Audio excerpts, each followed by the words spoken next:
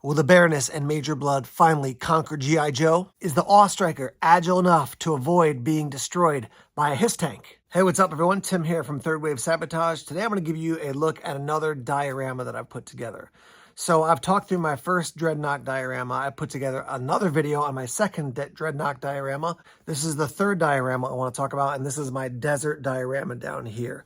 So let me give you a couple of the details on it, and then we're going to zoom in and look at all the particular parts, and I'll tell you the process. And again, this is a low-cost diorama, and could certainly be improved upon, but really fun to put together. And when it doesn't cost a lot of money, that's definitely a win too. This particular diorama is desert based because I thought that could be a fun thing to do. And because I had access to sand in like an old sand pit that was near us. So I'm like, okay, that's a good base. I can add some rocks, I'll buy a background, and we can go from there. So as far as purchases for this particular diorama, the only thing is the background, which is like a desert theme. It's an image that would go on the back of an aquarium if you wanted to create different types of feels or vibes for your aquarium.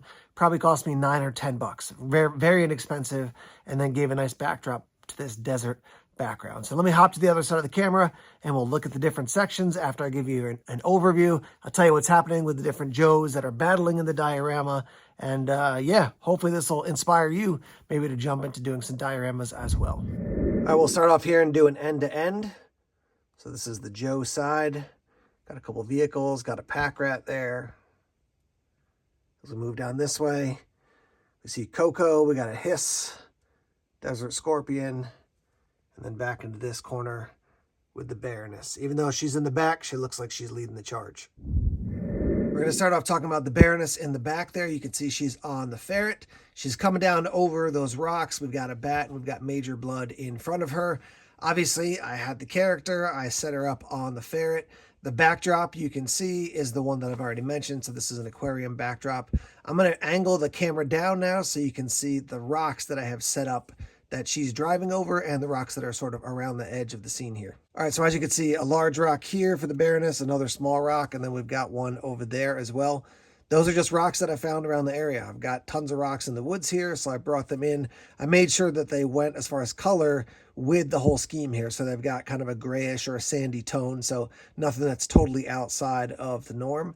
This is just like a dead plant that was growing in the area, and I just glued it down. It looks like kind of a small tree that was, maybe that was growing in the desert. I wanted to make sure I didn't fill in every single space because then A, it's hard to actually see the characters that you have set up, and then B, that's just not how the desert is. There's definitely plenty of areas that don't have a ton of, just plants or anything, just kind of more open areas.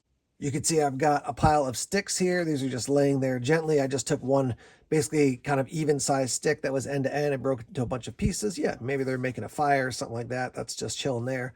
We've got a bat and we've got Major Bludd also charging. I've got this tree in the background, and these are sort of like, they're sort of I would call them like tendrils that fall off of birch trees. And then I had a branch that I glued I cut little holes in, and then I put, I think, a dab of glue, and then I put little branches in there. So I've got the larger trunk as a branch, the smaller little branches are other twigs that I found outside, and then I kind of drape this in. It makes it look like it's actually part of a tree, if you will. And I'm not even sure if this one, let me see, is this, yeah, that's glued in. So I glued it in, and then I put the rock there as well. So again, gives you some depth, field of depth in the shot here. So we've got Baroness, we've got Major Bludd, we've got a bat making their charge. All right, moving over here, we've got our HISS. We've got the HISS driver inside. We've got the hooded Cobra commander, 2 frag vipers in the back, and Desert Scorpion here. Now, Desert Scorpion obviously is clearly going to be a great character for the desert. If I had a ton of them and a ton of space, maybe I'd just have, a boatload of those guys attacking the Joes, but this seemed to make sense, so I just went with the one that I actually had. Now, as far as the HISS, I usually like to have the guns pointing up, but because the Joes are literally right here, I pointed them down. If this was a huge scene, maybe I'd have them pointing up at shooting a Sky Striker out of the sky or shooting something in the distance, but it makes sense that they're shooting down at the Joes that are right in front of them. I do have the Scorpion right here in front as well. So yeah, I mean, he's going to come up and attack whatever gets around him or gets near him. Frag Vipers in the back, they've got their guns and their grenade chuckers, their high-lie grenade chuckers.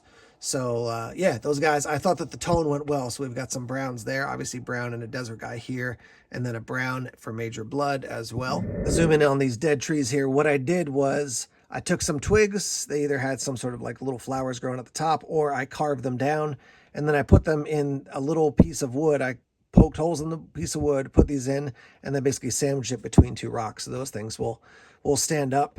And then all over the ground here, I put glue and then kind of spread it out with my hand, wiped my hand off, and then just put sand down and then shook it off. And then I said, okay, there's a couple spots left. So I would do it again and again until there was sand basically everywhere. And then that gives you that kind of sand feature. All right, moving on here, you can see we're on the Joe side now. In the back, you can see Wreckage back there. I thought his color scheme went nice for this kind of desert look that we're going for.